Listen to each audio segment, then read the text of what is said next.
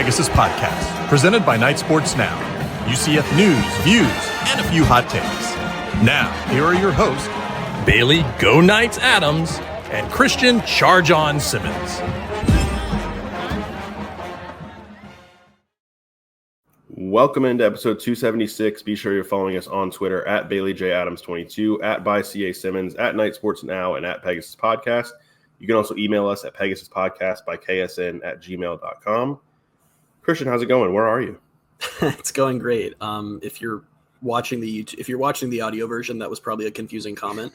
If you're watching the YouTube version, you will see that I am quite clearly in a hotel room. I am in Seattle. I am in Big Ten country right now. I'm going on a cruise to Alaska tomorrow. So we're figuring out this podcast was fun because I didn't process a few things here. If I'm talking a little quietly, by the way, it's because I'm in a hotel and it's fairly early in the morning here to make this work for us. But I didn't process that when I go on the cruise, it was actually going to be a 4-hour time difference because I misunderstood basic geography and how far away Alaska is from Seattle. So that confused us.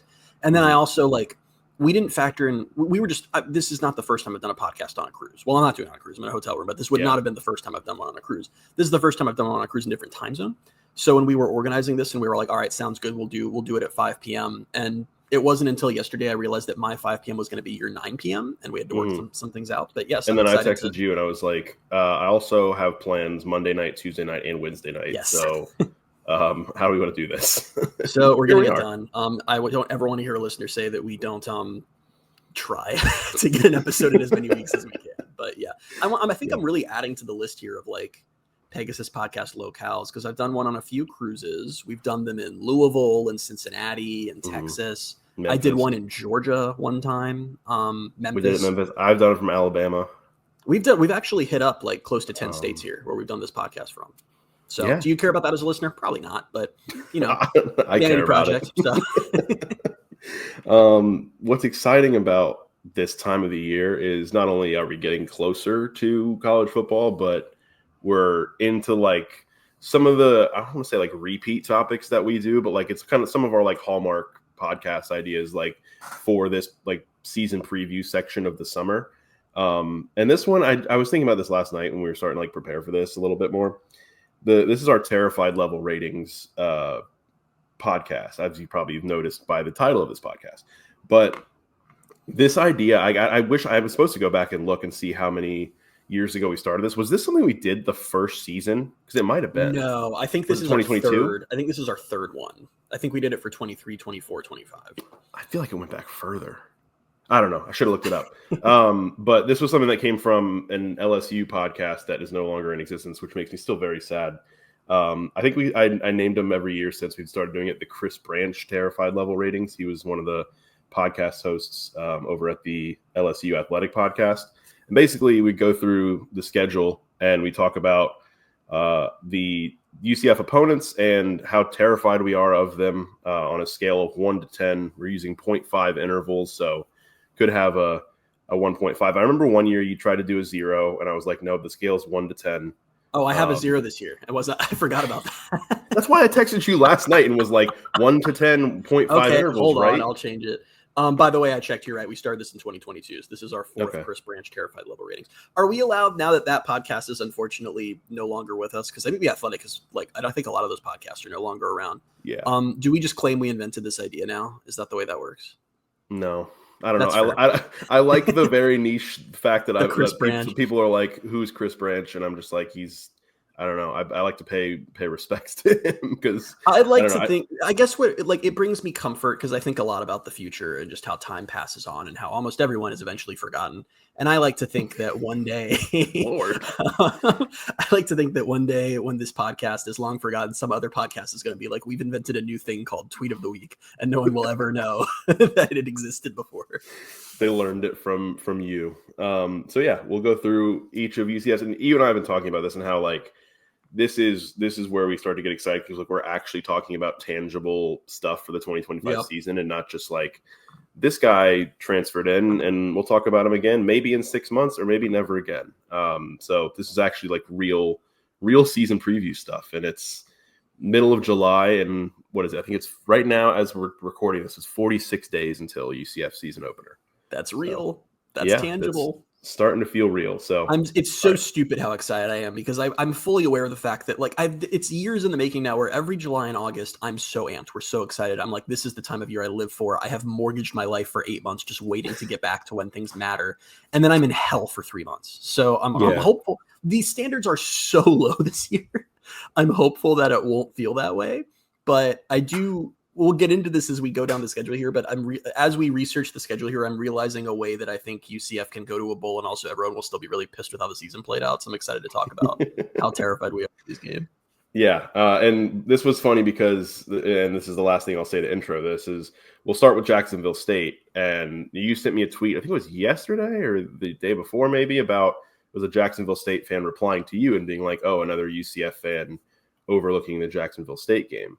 And I told you, I was like, I've at least entertained the idea of losing to Jacksonville State. And you were like, I seriously haven't.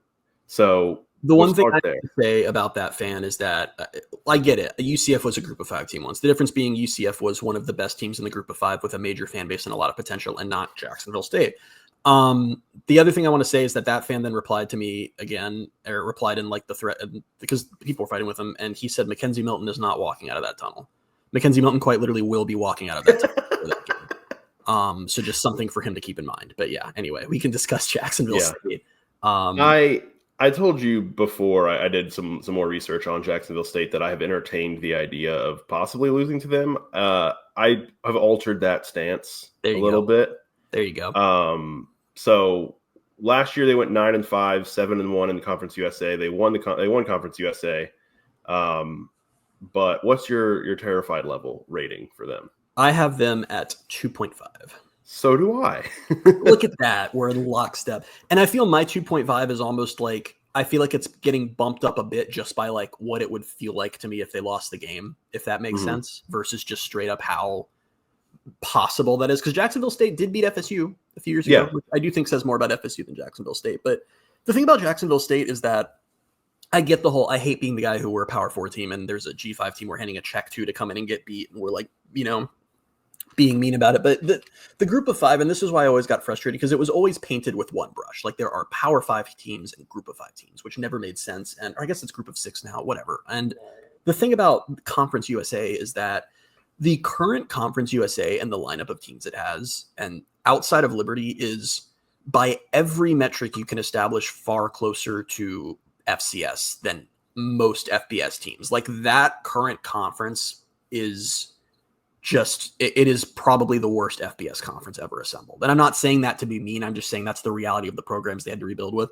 About Jacksonville State is last year they went 9-5. They won Conference USA. That's great. That's a big deal because everyone thought Liberty was just going to steamroll the league. They're non-conference. They play Coastal Carolina. They lose 55-27. They go to Louisville. They lose 49-14. They go to Eastern Michigan. They lose in overtime. That conference, there is such a gap between all of college football and that conference. And on top of that 9-5 team, which is great, they lost their coach. They lost most of their team. I'm not seeing a reality where they're even remotely competitive against UCF. And I'm sorry about that, but that's just the way it is. So even outside of like Conference USA stuff, I was thinking originally my thought was, yes, they beat FSU. Was that 2 years ago? Or three or 4 years ago? So there was a little bit of my mind where I was like, well, we don't really know for sure what UCF is going to be. And if UCF is worse than I expect them to be, maybe we have that kind of low moment that FSU had back then when they lost to Jacksonville State at home. But then I dove in. I mean, obviously they lost Rich Rodriguez to West Virginia. They have a first-time head coach coming in, Charles Kelly. Only 2 starters are returning on offense. They don't really know who their quarterback is going to be yet. They're replacing 2 all-conference starters on their offensive line. Their defense still wasn't very good last year, and they're replacing, again, 2 first-team all-conference selections. So they're starting over, and this is their first game of the season starting over. So if for whatever reason UCF was playing them on that weird weekend where other SEC teams play, other teams that aren't in their conference, maybe I'd be like, okay, well, maybe by then they'll have it together a little bit. This is Jacksonville State starting fresh, and it's UCF to an extent starting fresh, and I would imagine UCF starting fresh is a way higher level. I'm not worried about this game. Also, they beat FSU 4 years ago, by the way.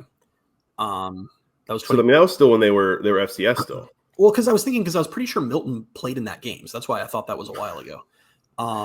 So we'll see. Which makes the Mackenzie Milton walking out of that tunnel comment even funnier. Wait, that actually does. I didn't think about that. Yeah, so we'll see if I wonder if Mackenzie Milton's gonna be like having nightmares the night before of like Jacksonville State. But yeah, I think the main stressors we will have on this game is like I can see realities where UCF doesn't win the game convincingly. They win like 31-17 or something like that. And we can all talk about, oh, wow, they're even worse than we thought, blah, blah, blah, blah, blah, whatever. And we'll have those talking points at that time. But the stressor to me is just, is UCF either going to beat them handily like they should and give us all false sense of hope like they have the last couple of years, or are they going to struggle? And then we'll have to talk about, oh, man, they might be really bad. That's where I'm at. One last thing. Have you considered the idea of a Traquan Fegans revenge game? No, Bailey, I can't overstate the degree to which I have not considered a Traquan Fegans revenge game. Okay, I just wanted to double check. I didn't even know he was there until 12 hours ago. But that's crazy. Well, now that you say that, I'm up in my score to 6. So he's gonna pick off Taven Jackson like the first drive, and we're gonna be like, oh no. He's gonna pick off Taven Jackson first drive. We're gonna go, oh no, and then UCF's gonna score 6 straight touchdowns. It's like whatever. Yeah. All right, North Carolina A&T. This is the one you had at 0, isn't it? Yes, but I upped it to 1.0 because I forgot that we have rules here. Yeah, we have rules that I reestablished to you last night. I still can't believe you did that. I literally sent that for a specific reason and said 1 to 10. This is an even crazier instance of starting over because they have a first-year head coach who spent the last 3 years as the head coach at Fort Valley State. And they have new offensive coordinator, new defensive coordinator, and this is a team that went 1-11 last year. So I don't know. I don't know how much time I have to spend on this. I don't have anything other than that info. It's the FCS game, guys. They're gonna win it. Some of you will be there, and it'll be fun. And then we'll do a post game podcast for some reason, and we'll talk about what things look like and what it means for the other North Carolina team that they play. I imagine that's family weekend probably. So it probably is actually going to be a great crowd because it typically is for family weekend. The FCS game. I love the FCS games because it's less like going to a UCF game and more just like going to a party that only features UCF fans. I always like the vibes of the FCS games. Yeah. I haven't been to one, I don't think, in a while. You absolutely. I'm not taking excuses from you on this one. No, I'm week after. I'm doing this one. Yeah. Yeah. Definitely. Well, I'm trying to think because last year it was Sam Houston. Nope, that's a CUSA team. Yeah. Excuse me, it was New Hampshire. My bad. Yeah. Oh, I was okay. So I was at New Hampshire. I wasn't at Sam Houston last year. Of course, Sam Houston's at Conference USA, and I'm like, I haven't been to a week 2 game. I guess I should say probably. And did you skip Villanova? Yeah. Okay. Yeah. So it's been a minute for you. Yeah. Villanova was week 3, but whatever. It doesn't matter. Nobody cares. It's the FCS game. Whatever. Okay. Yeah. North Carolina, after a bye week, UCF remains at home, and they host North Carolina. And this one interests me, so I'm curious to see how terrified you are of the Tar Heels. I have the Tar Heels, Bill Belichick's Tar Heels, at a 7.0. I have them at 6.0. Really? Okay. Yeah. Expound. I don't know. Okay.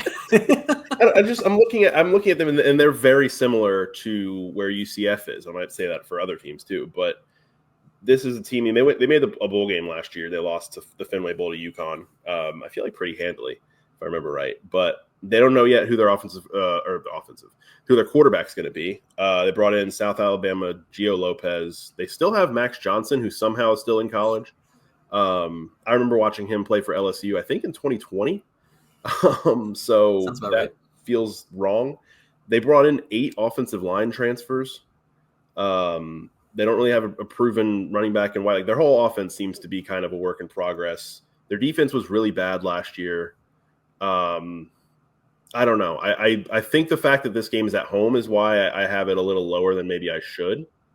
But they don't scare me as much as I thought they might. So this is where I like how we're 4 years into doing this, and it takes a game or two to realize that we just do these in fundamentally different ways. Yeah. Because I look a lot more at, I'm like, to me, it's not like I don't just rank like, well, this opponent is as good as that opponent.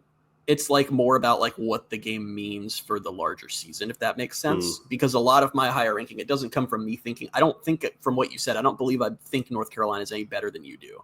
This is a weird situation where they have an NFL head coach coming into a situation that he's never been in before. There's been a lot of like kind of crazy outside noise like this offseason, and you can sort of decide how much you believe of like what a mess the organization is or is not.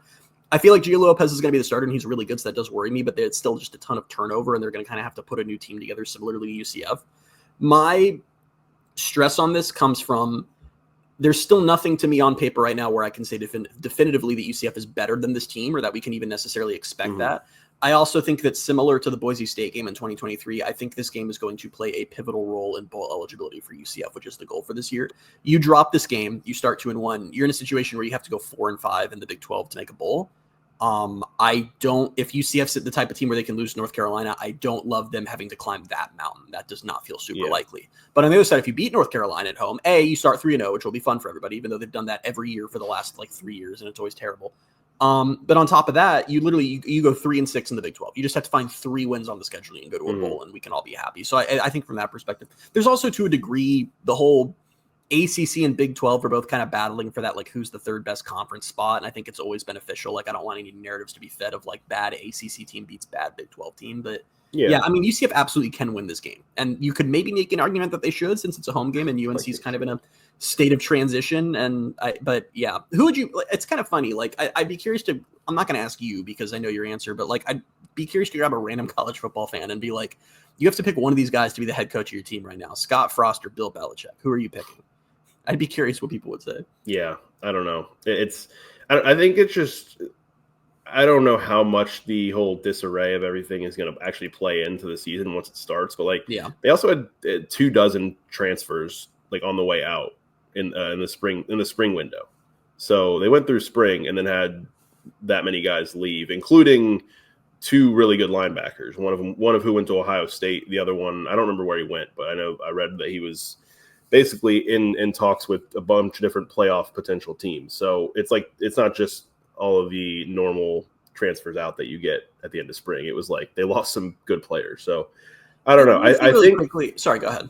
I just think that, we do, I guess we do these in pretty fundamentally different ways. And I think for me, it's a lot of like, how afraid of the team itself am I, and how afraid am I that UCF will lose? And it's less about like the outside implications. But I understand your stance on it. Yeah, it's good. This game is going to be because my way's better. I think the way that I look at it, it's a joke. That was a joke. Honestly, my rankings, I'm realizing as I look at them, is what it is every day when I wake up and there's a UCF game that day, I feel some level of nervousness. And I think I'm basically ranking how nervous I'm going to be for each game, which I guess is essentially what it is. But it's part of it. The other thing I just want to say really quickly on the whole disarray or whatever is like, because if you don't know what we're talking about, like if you're very just in the UCF community, Bill Belichick is dating a young woman, and that has been quite the thing this offseason. And there was always like a very young, what is she, like 26 or 27 or something? 4? No, is she that young? I don't know. Okay, whatever. I mean, listen, whatever. But I a lot of it has been surrounding that, like things like, rumors that North 24. Carolina. Oh God! Rumors that North Carolina. I feel awful for knowing that, but yeah, he's 73 by the way. You just had that off the top of your head too. They talk about it. They were for a while talking about it on every episode of Pardon My Take. So that part is part of it, I think. So he'd like won a Super Bowl before she was born, right? Oh, I think multiple. Like there was a thing recently where she was wearing a sweatshirt of a Super Bowl that I don't think she was alive for that he had won. It's something like that. Listen, we're not here to pick apart coaches' personal lives, whatever.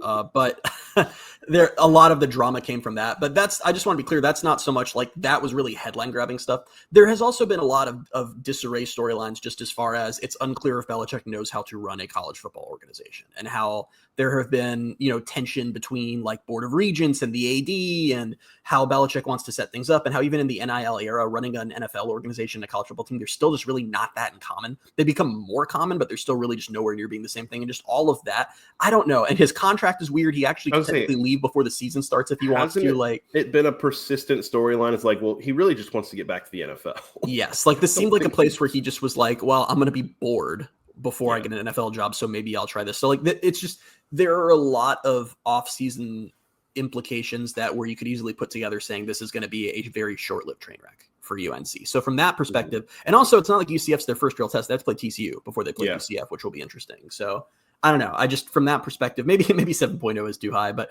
I think for me, it mainly is just, I just don't see the path to the bowl if they don't win this game is, I guess, where I'm at. So no, I think that's, again, where we differ on this is like, I'm looking at these games a lot of times in a vacuum of like the opponent itself. Right. So yeah, I don't know if there really is a right way to do this. The next one is at Kansas State. And boy, do I love the fact that UCF is once again, for the second time in 3 seasons in the Big 12, going to Manhattan to start Big 12 play. I guess I'll go first on this one. I have them at 9.5. I have them at 9.0. Okay. I'm not going to fight you. That's fine. Dude, I just think every year I'm going to be scared of this team. Let me just say something really quickly to the audience to get you guys in the mental health space. There's no reality where UCF wins this game. They're going to lose this game. Like, they could be far better than we expect them to be, and they're still going to lose this game. Because we'll talk about a lot of teams on this list who are entering the season with a lot of question marks and, trying to, whether it's rebuilding with a new coach or trying to bounce back from a really bad season last year. It's like they won 9 games last year. They bring back their young quarterback who's only getting better. They lost DJ Giddens, but they still have their yards per carry leader last year. From Dylan Edwards had 7.4 yards per carry, which was better than Giddens. Preparing for this podcast was me learning Dylan Edwards was back. For some reason, I thought he was done. So that was cool. Yeah. They have good receivers, good tight end, strong offensive line, as they always do. They're probably going to be good on defense. This game is in Manhattan, in a place where I don't know how many times, finally at one point they're going to come to Orlando, but I'm curious to see in the future how many trips it takes to Manhattan before UCF actually wins there, because it just feels like it's a tough place that they'll always struggle with. We're going to be in our late 30s or 40s, I feel like, before UCF wins a game there. And also, that's not just UCF thing. They're 11-2 at home in the last 2 years. Like, they don't lose at home very often. Yeah. Like, Kansas State is, you talk about the Big 12 and how similar they all are, but there are still differences in there. And one thing that a lot of Big 12 programs have in common is that they're very up and down, right? They can have very high highs because of their potential, but they don't always have the money and the resources to maintain that potential, so they fall back down. Kansas State is just like, hey, everybody, heads up. We're going to be 8-4, 9-3, or 10-2 every single year. We will be one of those records, just over and over and over again on repeat until the sun has burnt out. Like, it doesn't matter. Like, that's just what they're going to do because they have such a hard set system and they're able to get really good players who fit that system, but they never really elevate to like national championship contender, but they're also just never going to be bad, and they're really rarely going to lose at home. And I think the one, if you wanted to make an argument that they could elevate to like 11-1 or 12-0, it would be if Avery Johnson takes a leap this year, which I think a lot of people expect him to do. I mean, there's a reason that Kansas State is kind of the favorite right now to win the conference. I would have a very, very hard time, especially since this is an earlier in the season game, coming up with a way, unless the caveat to all of this is it's college football and nonsense happens. But right now it's just, I don't know how you could predict anything other than UCF losing this game. The only thing I thought was so weird, I was reading this college football magazine. I think I had the Lindy's one for so far. I usually end up getting like 2 or 3 of them. But I was reading what was interesting, and it was actually kind of weird that they were kind of focusing on this, but it was like the thing with Kansas State, especially on offense, is like if Avery Johnson gets hurt at any point, like they said, they don't really have a backup plan at quarterback. Like they just don't have a quarterback behind him, which most teams obviously don't. But yeah, I mean, that's a lot to put on a guy, but I don't know. Well, I will say when you're picking that as like the big weakness, it's like, I mean, this is a good team. Yeah. And then I just want to say too, in modern college football, that's just with the transfer portal, that's just kind of the way it is now. Like schools, it's pretty rare, especially if they have it. Like if you have a superstar quarterback, the odds of you having anything behind him are pretty slim. Just because now in the portal era, it's like if you're sitting behind a superstar quarterback, you're not going to stay there. Like you're just going to go to somewhere else to try to play. So yeah, I don't know. You're right. If Avery Johnson gets hurt, I don't know. I feel like UCF still loses the game. I just don't think UCF, unless UCF is just far better. And for part of this exercise too, I was just going through and like really thinking about the roster and what the depth chart might be again. And I don't know. There are a lot of ways you can talk, and we'll talk about this more on podcast next coming weeks. You can talk me pretty easily into how the defense can have a really solid season, really good season. There are so many new and moving pieces on this offense. I have a hard time seeing them. There might be individual games where things really come together, but I have a hard time seeing UCF's offense going into like Manhattan, Kansas, for it'll probably be like some 8 p.m. game or whatever, and being competitive. I just have a hard time seeing that. Yeah. Kansas is next, and this is a home game. And I'm already looking at my rating that I'd made literally last night, and I'm thinking I went too low on this. But what was yours? Mine was 6.5. Oh, okay. Mine was 6.5 also. Oh, we're crushing this. We've been very close together. That feels low, though, for some reason. It feels low, but I guess in my head for a lot of this offseason, I would think, like my brain patterns for Kansas, what I would think, UCF plays Kansas. I would think Jalen Daniels is back, and I'd go loss, and then I'd move on.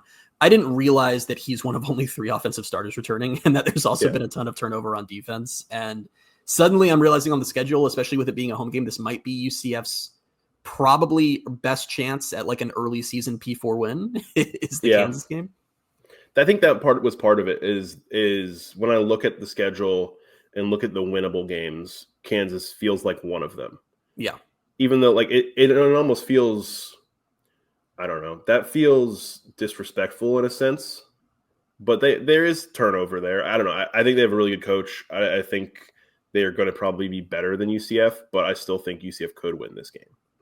I absolutely think. I think right now, if you put a gun to my head, I think I would predict UCF to win this game. And I recognize there's a level of hypocrisy because also I'm going to tell you guys something right now. There are podcasts for every Big 12 team.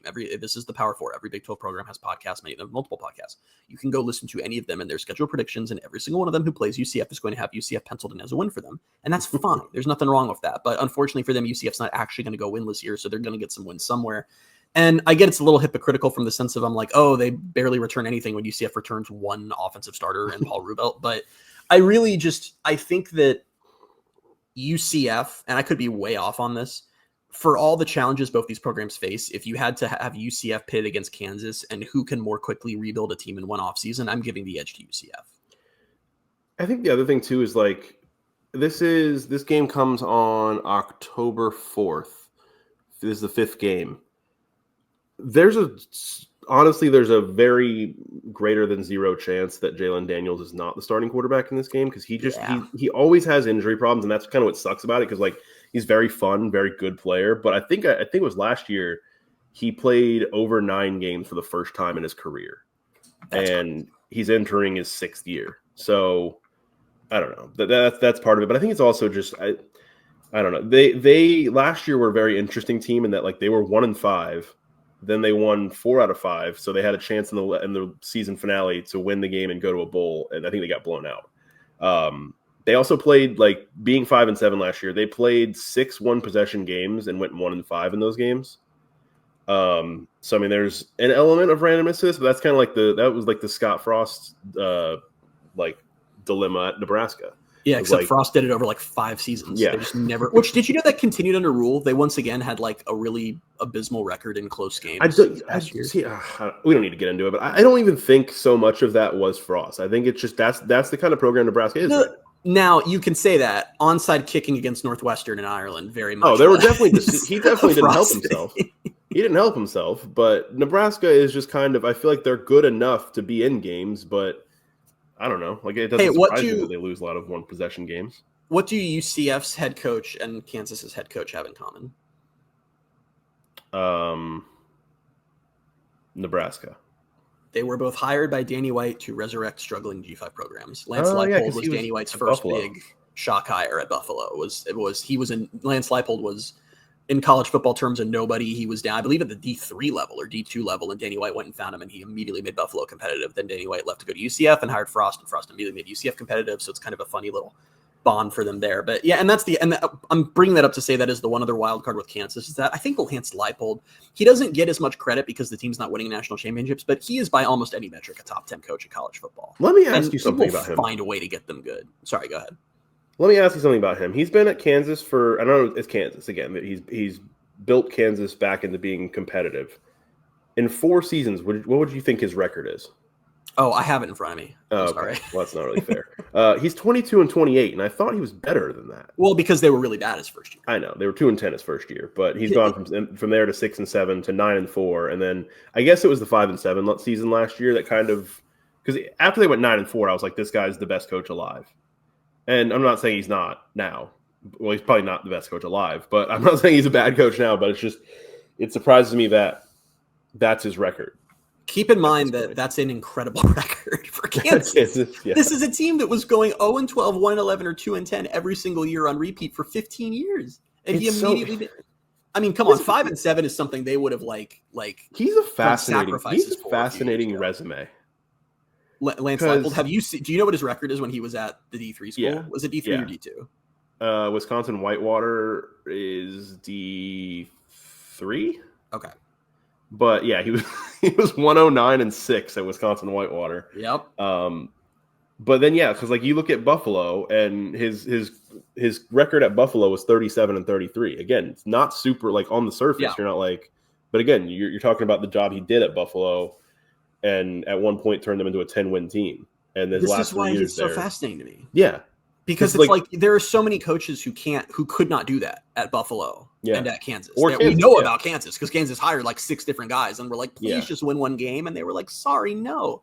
But I mean, it really is like, I mean, he is one of the best coaches in college football. And honestly, I think there's props to be given to him because he had some opportunities after the 9-4 season where he probably could have kept moving up and he ended up signing an extension to stay with Kansas. And I think because it's like the ceiling at Kansas is like, I don't know if they can ever get that team to regularly winning like 8 or 9 or 10 games every year. But the fact that they I don't think we're talking enough about the fact that Kansas went, this is now a Kansas podcast, that Kansas went 5-7 last year and their fan base was disappointed with that result. Yeah. That's crazy for what they were 4-5 in the Big 12. That's crazy, man. That is, So I don't know why we are just hyping up Kansas now, but I like Kansas a lot and I like Lance Leipold a lot. So like, I'm not looking forward to, I am looking forward to UCF beating them. And I'm going to be a little sad about it when UCF beat them. I will not be sad about it. The last thing I'll say about this game before we move on, they have a light schedule ahead of UCF, and this is like this is their second road game of the season. They play home against Fresno State, home against Wagner. They go to Missouri, which will be tough. Then they host West Virginia and Cincinnati, and then they go to UCF. I think they're at worst 4-1, probably. Based on what we know right now. College game. 4-1 Kansas versus what would it be? I guess 3-1. 3-1 UCF. Yeah, I don't think that would garner College Game Day or Big Noon, but I don't think so. Next one is at Cincinnati. I think it's my turn to go first. I have them at 5.5. I have them at 6.0. Okay, I think I had them at 6.0. Very close on all of these. Yeah, we've been. I guess I shouldn't be surprised. I don't know. You and I end up like. Well, that's what's funny. Is like we don't work on these together. Obviously, we do them in completely different ways, but we still have like similar feelings on these different opponents. But Cincinnati's weird, man. I don't know. Like I don't see what the trajectory is here. My personal hope is that Satterfield gets fired after that game, and I think. It's a little early, but I think if they drop, because their schedule going into the UCF game is they were supposed to play Nebraska at home and then agreed to instead play them at the Chief Stadium, which is just like severe G5 behavior that they should not have done. So they go Nebraska at a neutral site, which is really going to be a Nebraska home game, basically. Bowling Green, Northwestern State, which apparently is a school that exists, at Kansas, Iowa State. If they've dropped Nebraska, Kansas, and Iowa State, I could see if they lose to UCF, that being the pull the trigger game. And I think that would be a beautiful, delicious moment for all of us if we got Cincinnati's head coach fired. He is 8-16 in his first 2 years with Cincinnati. And I understand those are the first 2 seasons for them in the Big 12. And I don't know what the administration thinks so far about him, like whether or not, they understand that it was going to be a process, but I think they shouldn't really feel that way after last year when they were 5-2 and then didn't make a bowl game. Yeah. Like that's tough. You know what else is interesting is that if he gets fired this year, which if you're listening to this, the assumption is it safe to say, I think the assumption for most people is that he's probably going to get fired. Is it? I'm not plugged in enough to know. The fan base, I could see it. Are they done? Okay. Yeah, and it's like if they don't, because even if they go 6-6, it's like what's the value in that? So there's there's a real chance he gets fired. If he does get fired, that means that already through 3 years, 3 of the 4 teams that were added to the Big 12 will have fired their coaches. The G5 teams that moved up, which is kind of funny. Well, not fired, but moved on from their coaches or had their coaches move on. Whatever, man. It's the second podcast I've had to do that. Hey, what happened to? Go ahead. Sorry. What happened to that quarterback that Cincinnati believed was going to be like their savior that then turned into a running back or receiver? What was his name? Emory Jones? No. Oh, no. I'm sorry. Oh my God, his name is out of my head now. He was the really highly rated recruit. It's not Evan Pryor, right? Yeah, I think it is. Is it Evan Pryor? I'm looking it up. I'm almost certain that's his name. Wow, his name is totally out of my head right now. Yeah, I couldn't think of it because I saw that obviously they lost Corey Kiner. I think he's going to the NFL. And Evan Pryor is replaced. No, it's not Evan Pryor. What is his I didn't name? think it was because that didn't sound super familiar, but they have a team while you're looking for that. They have a team of a lot of like UCF, like portal wide receivers that are kind of unproven, not really sure. They do have a proven tight end in Joe Royer. Their quarterback, Brendan Sorsby, is back. Had a decent season last year. I don't really know how, but Dante Corleone is still with Cincinnati. I feel like he's the kind of guy who should have been picked up by a like bigger / more competitive program by now. Like he feels like what happened with Lee Hunter and UCF feels like I don't know how he hasn't left Cincinnati yet because I know he's very good. Also feels like he's been there forever. And then the other thing here is this game being on the road maybe should give me some pause, but when we were there in 2023, it didn't feel like an environment that it was when they were obviously at their peak. I can't find this guy, man. You can't find it? Can't find this guy. I thought it was Evan something. That's why it threw me off. That's why, yeah. I don't know why. You can why. talk and then... Okay, you look for it and I'll talk for a second. I'll look for it. Yeah, I back up everything you said. I mean, the thing about them is, and it's like, I hate this because I keep listing negatives to teams and realizing they also apply to UCF, but like losing your RB1 and your top 4 wide receivers and returning an okay quarterback, like none of that is like moving me, especially when what? It's Evan Prater. Prater. Okay. So this guy's Evan Pryor. Okay. Where is Evan Prater these days? Whatever happened? I don't know. Let me look, actually. Okay. Continue, sorry. But anyway, so I just feel like especially this offense and all of its turnover versus UCF's defense, now we feel like they might actually be pretty solid this year. The other thing is we talk about it being a road game, and what you just said is 100% true, is that, like, I don't mean to, like, listen, I make fun of Cincinnati a lot on this podcast. You guys know that, but I also care about G5 respect, and I care about the health of the Big 12, and I was genuinely so unmoved and underwhelmed by that atmosphere when UCF went and played there. And I want to be clear, the place was full. Like, it was a good crowd. The stadium was mostly full. The energy just wasn't there. Like, and I know that, like, that's not uncommon. Like, I know that UCF, when they're good, has a very special energy, and not every fan base does it like that. But for all the, like, nippered at night talk and the way they talk up their stadium, I was expecting so much better than that. And the other thing I just want to say there is, for all the talk of Nippert, UCF's 2-2 in their last 4 games at Nippert. Like, it's not like this is some place that UCF just can't win in. So I feel like this is another really good opportunity for UCF to get a win. Evan Prater's college career is over. Is he just out of eligibility? I guess I found it, and he didn't have any.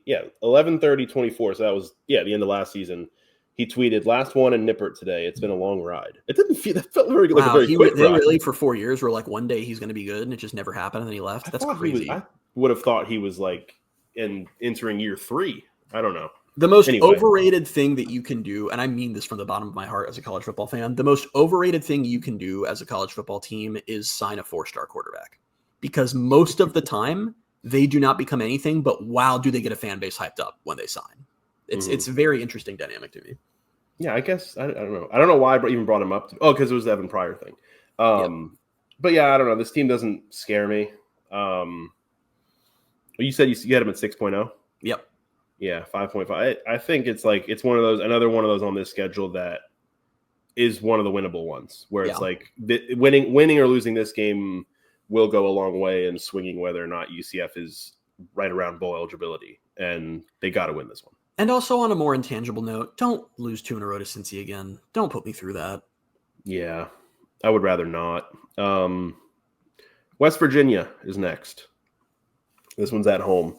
Yes. I believe your turn to go first. This may feel a little nonsensical, but I actually have them higher than Cincy. I have them at 6.5. So do I. Okay, we're good. You know what it is? I think it's been 2 seasons now that UCF has played them. Yep. They scare me, man. And it scared me too. It's a completely different team, but until UCF beats them, I think I'm just going to have this weird like aura around West Virginia where I'm like, what's wrong with UCF? Because like they haven't been super good. No, they've just really UCF has. What was the score like? Because last year's game I completely have wiped out. But I'm going to say it, and then I'm going to look up what it really was because I'm just taking a guess. I want to say it was being closer 34-24. I'm going to say off the top of my head. Maybe it wasn't super close. They won 31-21. Okay. Now but it wasn't competitive. They played them 2 years in a row and just never been competitive through 8 quarters. Which is, I don't know. I think what annoyed me and what annoys me about probably what's going to happen again is how well they travel or how big their fan base is, I guess, because they did that. I think it shook me in 2023 when there was so much yellow. They call it yellow, right? They don't try to pass that off as gold. I think they call it gold. That's not gold. I don't know. I say that as LSU's purple and gold. That's pretty yellow too. But I don't know. I hope that doesn't happen again. But I just feel like fan bases like that always kind of just find a way to just. Because the other thing too is that it's one of those things where it's not like the entire state of West Virginia said we should go to Florida. They also just have a fan base that lives in a lot of places. So it's a lot of people who were in Florida or Georgia or wherever. I think what's interesting about this game is just first there's just such a remarkable number of similarities between where UCF is at right now and where West Virginia is at right now. Beyond losing your entire team over the course of the offseason, having to rebuild, but also having a new coach come in and having that coach be your former legend coach, like your favorite coach ever for your program, who's now coming back in a new year to try again. West Virginia, I thought UCF brought a lot of transfers, 52 transfers brought in. And I know that they were hit, which UCF was hit hard, don't get me wrong, but I know they were hit harder in the portal when Neil Brown was fired than UCF was when Gus left. But it's like, what are you supposed to say about this game where it's two programs who are doing total resets? And it's just, I mean, there will be a lot of storylines because of the coaches, but like, I don't know. I want to give UCF the edge a little bit because it is at home, but I don't know, man. They also got the bonus that we talked about during UCF's coaching search, and that like they hired Rich Rodriguez, he returned, and he came from Jacksonville State, and then he brought 6 transfers in from Jacksonville State. Yep. They also have the running back Jaheim White, who returns after almost ran for 1,000 yards last year. They don't know who their quarterback's going to be right now. They have the guy who was taking he would play for Garrett Green when he was injured. It was Nico Martial or something like that. And then they have an A&M transfer who's competing with him. They don't have any returning starters on defense at all.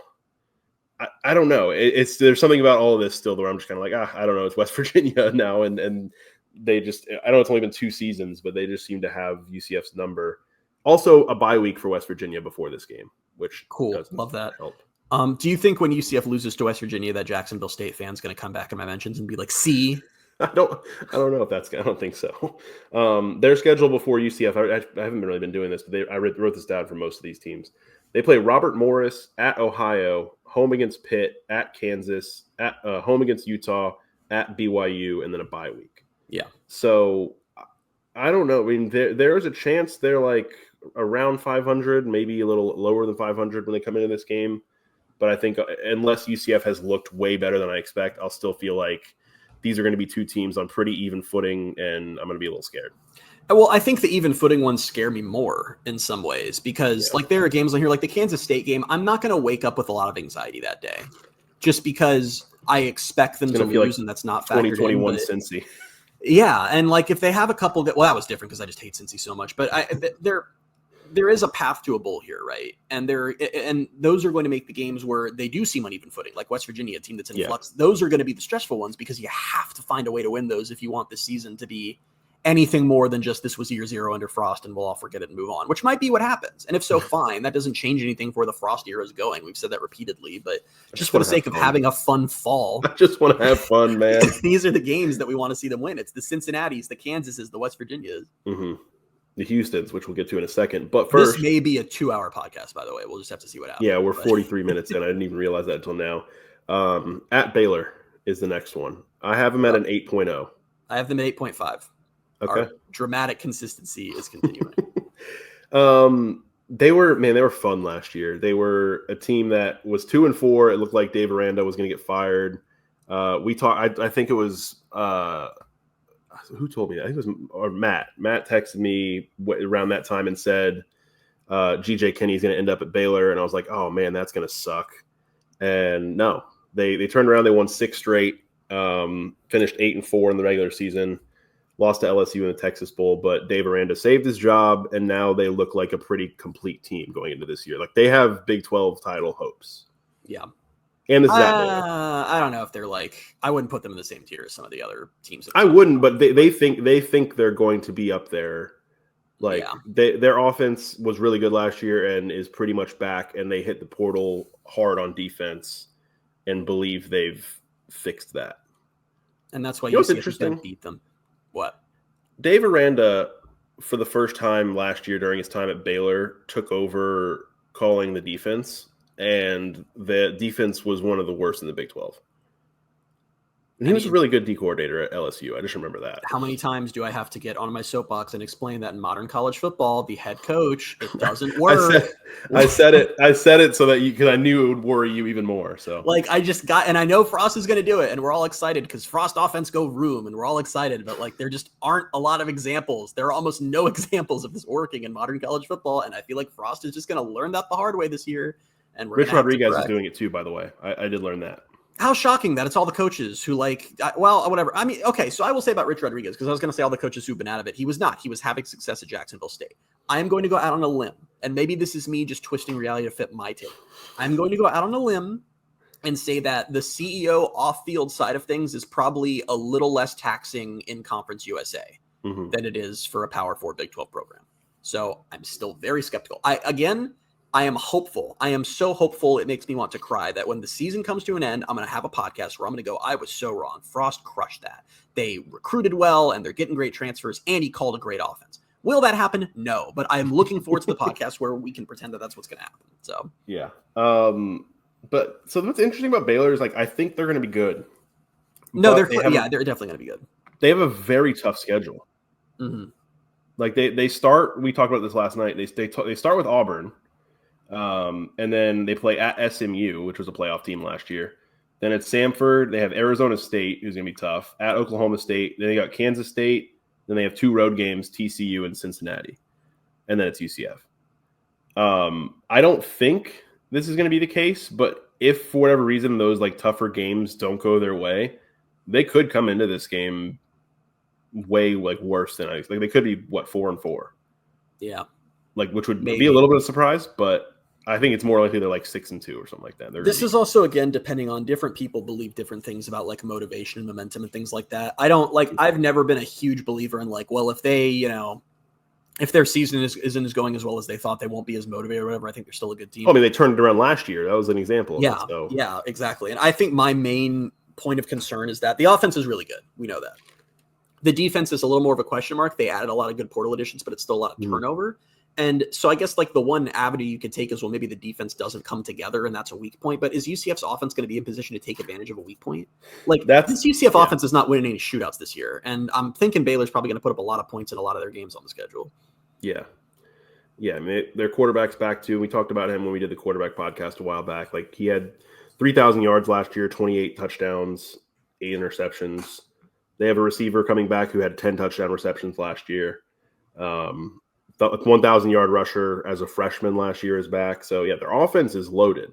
Yeah. It's just will the defensive additions work out? But, again, like I don't want to bring it up, man. But the Baylor game in 2023, like had they won that game at home, like now because UCF's going to Baylor for this one, obviously. And it's like, all right, like I don't really expect to win this one. But it'll just feel worse because I'll just be reminded, like, all right, they started 0-2 against Baylor and their Big 12 history, and they should have been won. It's silly how our brains work because I feel like that game obviously has no bearing or impact in any way, shape, or form on this game. Like in any way, there's no connection there. But if UCF had just won that game, I feel like I'd be more confident about them going to Baylor. Oh, okay. I don't know about that. It's so stupid. I don't think that I'd think they'd win, but I think it's just like in my head, it just feels like, yeah, they beat them in the Fiesta Bowl, and now they're just going to keep losing to them. Now that they're conference mates. I don't know.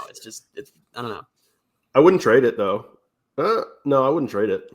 What wouldn't you trade? Like if they lose this game, they're 0-2. Like I'm not trading beating them in the Fiesta Bowl. No, why would you even suggest that? Like that's a thing anyone would. Well, because I'd trade my house for a really comfy cardboard box. Man, that 2023 game was so scarring to me that I don't care. UCF won a freaking BCS Bowl. That is not even remotely. I'm upset you even put that out there as a thing that people would have to have a discussion about. That's insane. I don't know. If you think that, stop listening to the podcast and get away from me. Personally, but anyway, go ahead. Houston, the space game. Are you? I know what you're gonna do here. I think it's you. Okay, I don't know what I'm supposed to do here, so this will be interesting. Are you just gonna say that I think they can't lose because it's a space game? Yeah, All right. Well, I have him at 7.0. Oh, really? Yes. I got him at You've 5.0. misunderstood my brain. The space game has added additional fear because if they lose the space game, that will be horrendous and will be one of the worst days of my life. I have a 5.0. I don't know. I don't believe in them. They don't make me feel any belief. Which is weird because I think that was weirdly the meanest thing I think you could possibly say about a team. Which is weird though. I think Willie Fritz is a good coach. Great coach. And so like I think maybe eventually they turn this around. But I don't know. Maybe this is my biases creeping in because they have Connor Weigman at quarterback and he came from Texas A&M and he's glass and he wasn't that great at A&M. Like that's the guy they're like putting a lot of hope on. They have 3 new starters at least on the offensive line. The backfield returns, but it wasn't a good backfield last year, so I don't know how to feel about that. They do have a guy from Rice who came in who had like over 1,500 yards, total yards over the last couple seasons. He plays in the backfield and in the slot. Their transfer tight end from Ball State had 94 catches last year, which is crazy. Wait, 94 catches in a year? Yes. Oh. He had 94 receptions as a tight end at Ball State. Oh, okay. Unless was the average like 3.1 yards per carry or something? Huh? Was the average like 3.1 yards per carry or something? I don't know. Let me check. Now I'm gaslighting myself into thinking I'm wrong. But I did read that. His career. That would be pretty crazy. Yeah, nothing you said is wrong, and I just think that when you look at Houston, yeah, there's still a lot like the pieces aren't necessarily there, and I know Weigman was whatever at Texas A&M, and that's not some like big addition, but I trust Willie Fritz a lot, and I feel like we do this thing where when teams are bad, we just look at them and go, well, they're bad, so they're just going to be bad again. He did a miracle job at Tulane and also consistently gave UCF trouble there over several years. I don't know how many years we have to expect Houston just not get better. And I think UCF should win the game, but this is somehow like you never would have guessed this going to 2023, but having Houston for your space game is way scarier than having Arizona at this point. And I don't know, I would just be devastated if they lost that game, especially since Houston is the other one who like sort of maybe claims space a little bit sometimes on the side. So that would be extra devastating. I wasn't wrong, by the way. It's Tanner Koziol. He had 94 catches last year. Yards per catch? 8.9. What the hell, man? 839 yards, 8 touchdowns. This guy's good. Okay. I'm going to start looking into him for like draft prep next year. He's 6'7", 237. And he's got over his career at Ball State. I don't know why I'm going even further on him, but over his career at 52 Ball State, minutes into the pod, and we have 3 more, and we're doing draft prep for Houston. In 3 years, he had 163 catches for 1,500 yards and 18 touchdowns. So it's pretty good. Yeah, it's pretty good. Yeah, I don't know. And then Houston actually, I don't know. I might have done this. I might have gone way too low on this. Houston's got a pretty easy schedule. Yeah, I'm a little surprised you have them that low, to be totally honest, but I get it. They were bad last year, so I just don't believe in them. You don't believe in them. That's fine. Let's move on to Texas Tech. Texas Tech. This is scary. So where they're at Texas Tech, I have them at 9.0. I have them at 10.0. Interesting. UCF is going to lose this game, and Lee Hunter is probably going to put Taven Jackson on the ground at some point. Obviously, Texas Tech spent $7 billion this offseason. The real number, by the way, if you're curious, across all sports is $55 million. 55 million, 7 billion. It's the same. 55 million is insane. That's more than like Ohio State. Like that is insane. Also, a little outside of this game, obviously, again, like we're 54 minutes in and have multiple teams to preview and then do the end of the podcast. I'm like, let's do an aside for softball. If you're into college softball, Texas Tech is just built like they're just new Oklahoma. They just took every good player from all the softball teams across the country and paid them all 7 figures. Like they literally are just buying a softball title. Like they have absurd money. Yeah. So this is, I think, so I told you I had Kansas State at 9.5 and I have Texas Tech at 9.0. I think, and I don't know if this is actually going to be the case, but I'm trying to learn a little bit from last year where Ole Miss built a super team through the portal. Florida State built this great team through the portal, and it didn't go, obviously, in varying ways. Ole Miss was slightly underwhelming. Florida State was awful. I'm not saying Texas Tech's going to be awful or even like slightly underwhelming. It's just there's no guarantee that this works. Yes. And I think your argument there is perfectly fine, because what we just talked about with Kansas State, we know what Kansas State is. They have years backing up. That's what they are. This is a brand new thing Texas Tech is trying. And there is honestly, as no surprise, there is insane pressure on them because they're trying to buy a playoff appearance. They're literally just saying, we're going to buy this. We're going to put all the money in. We're going to go pick whatever players we want from all over the country, and we will build this team overnight. And yeah, the track record, now it's not a 0 hit rate. Like, yeah, Florida State fell apart. Florida State also went undefeated doing this a couple years ago. Yeah. So it can work. But yeah, it's a huge question mark of, is this going to come together the way it does? And I'm honestly curious, say that it does, say Texas Tech goes like 11-1 and wins the conference and is just great. I wonder how that changes how the rest of the conference approaches their spending and the way they, because there are a lot of philosophies out there right now of some programs are more focused on, like UCF and Arizona State. Kenny Dillingham, Arizona State's coach, said similar comments about how like recruiting has become less important than retention. I don't know. If Texas Tech just goes and buys themselves a Big 12 title, some other schools are going to have to reevaluate how they're looking at this. But just for this season, this game, they're really good. They're probably going to be really good if it all comes together. They have weapons everywhere on both sides of the ball, and they are an incredibly tough place to play. One of the toughest places to play in the conference. I don't know what, barring some crazy stuff, which is always possible. I just don't think UCF's equipped to go in there and win this game unless Texas Tech has really disappointed. And it just never came together, and they're on the tail end of a disappointing season. So that's the thing is I say, I don't know. Like that was more of a justification as to why I have them 0.5 lower than Kansas State. But this is still a good team and a very difficult, the one of the toughest games of UCF schedule.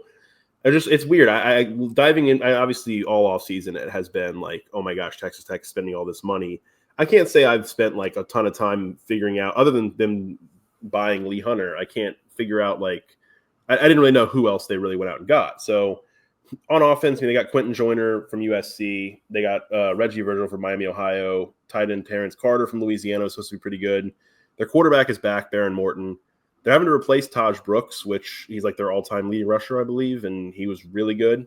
Offensively, a lot of it was in the trenches. They spent a lot of money on the offensive line. Bringing in, this is what's going to be interesting about this game is I believe UCF's D-line is going to be really good.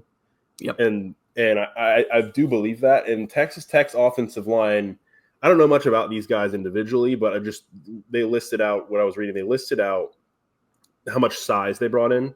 They brought in this guy who's 6'8", another guy who's 6'7". They brought in another guy who's 6'5", and they brought in an All-American from Colorado and Cash Cleveland.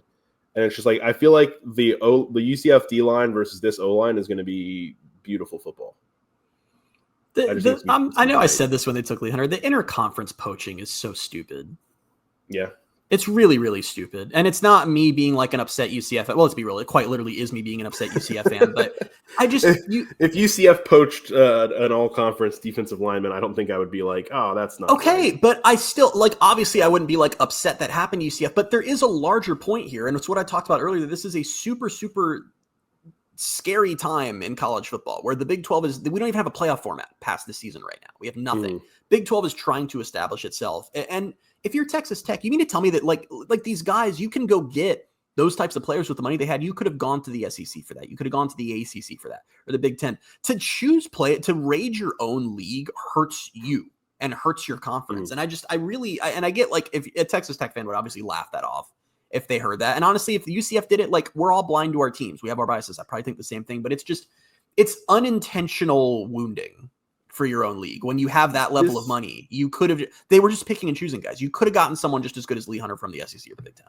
This is also, though, where you, and to an extent me, as really in the weeds college football fans look at things, because for most people, they'll say, well, they're just trying to build a playoff team for this year. They're not looking at next year. And there is no playoff format for next year. I know people don't care though right now. And I get that. I get that. But you know who does care and understand that? The people running Texas Tech athletics.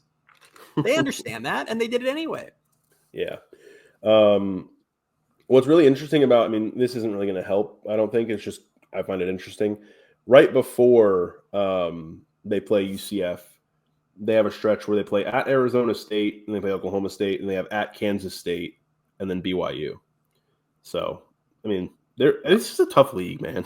Because some of these teams, even you don't really expect them to be that good. You look at everybody's schedule and their schedule's pretty tough.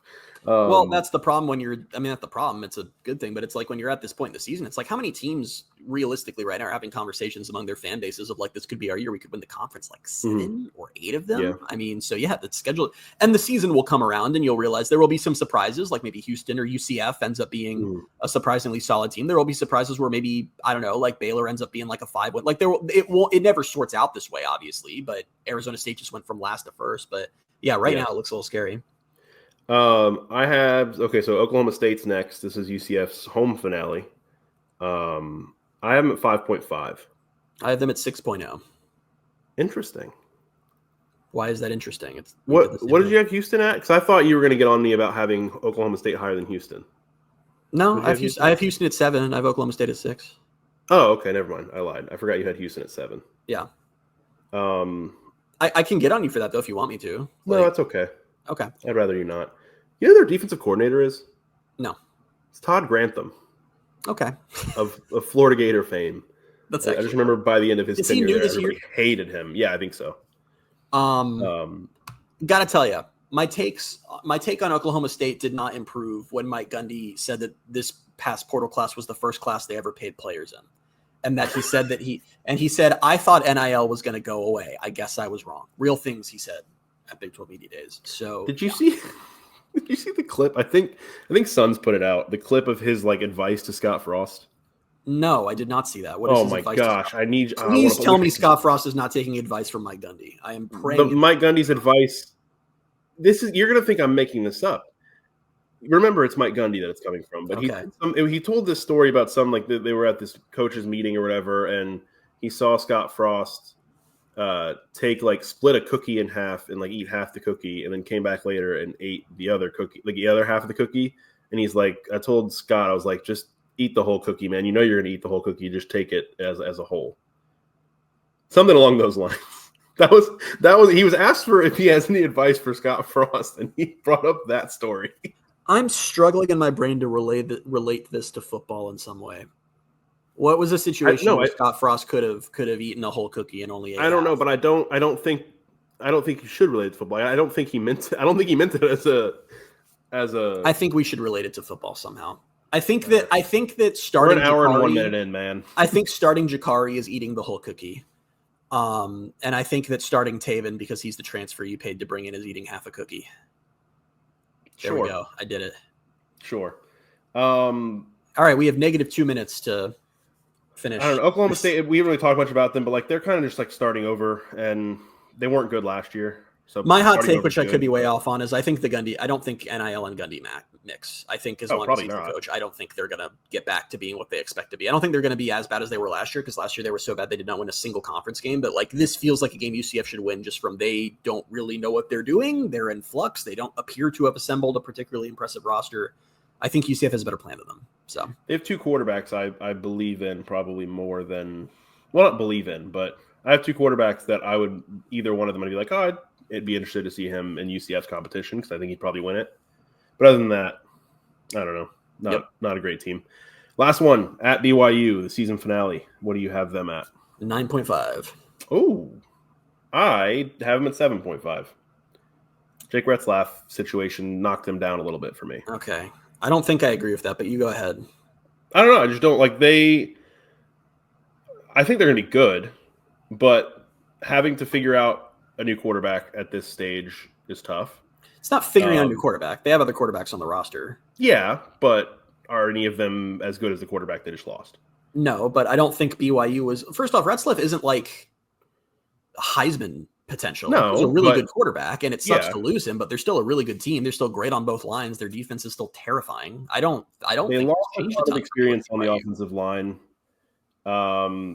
Their defensive line lost its top guy to the NFL. A lot of transfer action there. I don't fully believe this when I say this, but I think there was an element of fake good to them last year. I don't believe that, man. 4 of their wins were by a total of 13 points. They won some close games that in any coin flip could have gone the other way. So I don't think they're actually fake good. They went 11-2, but I don't think they're going to be 11-2 this year. I think this is an 8-win team probably. 2 losses were to Kansas by what? 4 when Kansas was doing their little beating everyone in the conference. The only loss was to Arizona State, who won the conference, also by 4 points. How are they fake good? Because some of the teams they beat weren't very good, and they beat them barely. Okay. So 2013 UCF wasn't good. Huh? What are your thoughts? So 2013 UCF wasn't good. Didn't say that. You're the one who said that. I'm going to clip that. And that would piss me off. Yeah, I don't know. The Retzliff thing sucks for them, obviously, but it just didn't make me think that they're now suddenly knocked down from being like a 10-win team to a 7-win team or something. I also just don't buy UCF going into Salt Lake or Provo, in November and winning that game. I still have them at 7.5. I didn't say they're a 5. I think we were so in lockstep the whole podcast, and now we're just. I don't know. You having them at 9, like I don't look at them fans to hate us with all this stuff, but I don't look at them as a team. Like I don't look at them as a team on the same level as Texas Tech and Kansas State. But again, Bailey, man, we don't. That's not how I look at the rankings. It's not. I put Texas Tech at 10. Okay, then that's ranking how good. That's why you shouldn't be incredulous. That's why you should be incredulous that I have them lower because we do this differently. Well, yeah, UCF's not going to win that game, and I'm going to make a mental note of this, and I'm going to talk about this after UCF loses that game. Because I know that you guys as listeners... I just said they're not going to win the game. After UCF has lost their season finale to BYU, who's like heading to the Big 12 title game, I know what you're really going to want to hear is a UCF podcast somehow gloating about that. But yeah, we'll talk about that at the end of the season. See, I mean, I don't know. They beat a bad Utah team by 1. What is this whole... A bad team by Bailey, you're just describing the Big 12. You were just describing the Big 12. Which is why I'm saying it doesn't take that much for them to be not 11-2 last year, but 8-4. Okay, like but whether they're 8-3 or 10-1 going to the UCF game, it doesn't change what the team is. It doesn't change. It just means that one of those games. Well, I have it 7.5. I think UCF's going to lose. I don't know why you would gloat to me after they lose that game and say, "Oh, I told you they were better than that." I still think they're good. I still think they're going to beat UCF. You heard it here first. Bailey is deeply prejudiced and hates BYU and will go. I've said it in the past that I don't like BYU. I've said that several times. Who do you hate the most in the Big 12, other than Cincinnati? Wait, is it outside of Cincinnati? Yeah, well, because obviously it'd be Cincinnati, but outside of that, we're 2 years in. Is the hate developed for anyone? There is one for me, but I don't know. It might be BYU for you since you hate him so much, apparently. I do hate BYU. I feel like I kind of hate West Virginia, but I think it's just because UCF keeps losing to West Virginia. Okay. There are 2 for me, and one is West Virginia. And I do think it's just me being in my feelings because UCF can't beat them. Because who else would it be? Utah. I can't really think. Utah? Their fans drive me nuts. I've never seen a team accomplish less and have fans so I just really quickly, tweet of the week still retired, but it's close to coming back because as we get closer to the season, the nonsense is returning. A Utah fan tweeted today something along the lines of it was just a shot of their stadium and the fans, and they were like, "Are there any other little Big 12 stadiums that even come close to this?" Utah went winless at home in the Big 12 this year. Oh, I thought you were going to say somebody. I saw it. Somebody quote tweeted it, and they were like, "Utah literally has the 7th largest stadium in the Big 12." They went winless. They didn't win a Big 12 game in their home stadium this year. That's fun. Well, that'll do it. I don't have any football news this week, which is kind of surprising considering this is usually when the news starts to pick up a little bit more, but there just wasn't really anything since the last podcast. Obviously, we covered media days and all that, but pick that portal player. Pick that portal player. I'm going to make the headline of this episode, Bailey hates BYU, and there will be no additional context. Do you think we'd get more or fewer clicks if we did that? Probably more. I'd probably have a lot of angry BYU people just coming after me for my lukewarm take about how I don't like them. I've always liked BYU and I don't really know why. I know it's a common thing for people to not like them, right? I don't know. I hate Utah a lot more than I hate BYU. I also like Kalani Sitake. But anyway, pick that portal player. The game where I get back at Bailey for ranking BYU weirdly. Bailey, you're going to get 3 facts about. It's very rare that I can get you actually mad about something, and I'm gonna use this for the coming months, but it's gonna be great. I think it's one of those things where the what you can really do to piss me off, and I shouldn't be telling you this, but it's for you to overreact to my on the fence takes about that's probably I'm pretty measured all the time, and I went slightly maybe BYU wasn't as good as their record last year, and you have now turned this into, I'm going to bring this up in 4 months. And if you do that, I'm going to throw you down some stairs. I don't know. What the I don't know. I was just picturing doing the post-game podcast. I don't know why I'd be doing it for an away game at your apartment, but I was just thinking my apartment where I don't have stairs. It's a 1 floor. Like, what do you mean? Like, you take me out the front door of my apartment and push me down my stair. Okay. Yeah. Yeah. All right. Anyway. This player played in 7+ games for 4 different schools. He appeared in 10 games for UCF. And in his lone season with the Knights, he rushed for 142 yards and 1 touchdown on 5.1 yards per carry. 7+ games with 4 different schools. I was shocked to realize that when I looked into this. 7+ games with 4 different schools. He played 10 games for UCF. Yep. In one season, in his lone season with UCF. His lone season. And he rushed for 142 yards and a touchdown on 5.1 yards per carry. I don't think UCF was neither his first or last stop, by the way. I'll tell you that right now. God. Okay, so that ruled out who I already thought it wasn't, because my mind first went to Penny Boone. I was like, did he play at 4 schools? And then I was like, no, he didn't play 10 games last year. There's no way. Yeah. Wasn't his first or last stop? Yep. Oh, this is bad. This podcast might be another 20 minutes. UCF this is running back rooms. Sure. Or it could be quarterbacks. It's bad just rushing person. stats. You're it's bad just person, rushing man. stats. I don't like never you. said it was a running back. I don't like you. Joey Gatewood. It's Joey Gatewood. He played 10 games? Played 10 games for UCF. He played in 7+ games for Auburn, Kentucky, UCF, and Louisville. It's crazy. He had 152 rushing yards that year? Yeah, I was really surprised by that. That's surprising. Yeah, wait, what? 5.1 yards per carry. I felt like this wasn't cheating the way JRP was, because he quite literally only ran. Like, that was really all he was in for, was just to do that. I'm glad that I thought it through, because as soon as I said running backs and you went, I was like, he did the thing again. I literally went out loud. I said, sure, yeah, which I felt sure was a nice way to reply to that. But yeah, shout out to Bailey, getting back in the win column. That's 2 in a row, unlike right? BYU, who will not be winning any games this year since they suck. I'm quitting the podcast. I don't like. I'll never have a take again. I'm just gonna start. I'm gonna go back and do a binge session where I listen to the first 275 episodes and come up with all the times you've been wrong. Good luck. And I'm just I'll find one from last week probably. I don't know. Anyway, we're done. This was a fun, lively podcast out of nowhere. I can't believe how you've got under my skin, like on 5 straight podcasts, I think. Pick that Porto player has definitely been damaging to your mental health. I think it's been damaging to our friendship. I think so too. But the good news and I think the BYU thing is born out of me already being a little annoyed with you from Pick That Portal Player 3 weeks ago. So I don't think things have been the same since you did the one. You also just said the guy's name again. Oh my God. That's $7. That's $7 into Damn it. Okay. I didn't even catch it. Really quickly, guys, the podcast, just stop listening. It's over. But I just want to tell a story really quickly. You can leave. It's been an hour and 13 minutes. Get the hell out of here. But if you wanted to stay for a second, some of the most significant fights I've had with friends in my life have been around UCF football. We have a friend named Zach who we worked with us on some stuff in college and now is out of the journalism space, whatever.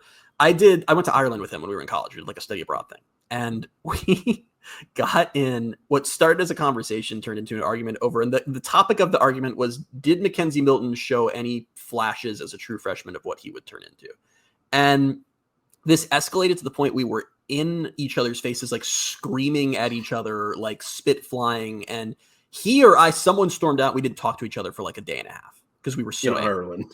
And in another country where the only person I knew was him. And we didn't talk for a day and a half because we couldn't agree on whether or not Mackenzie Milton had shown flashes.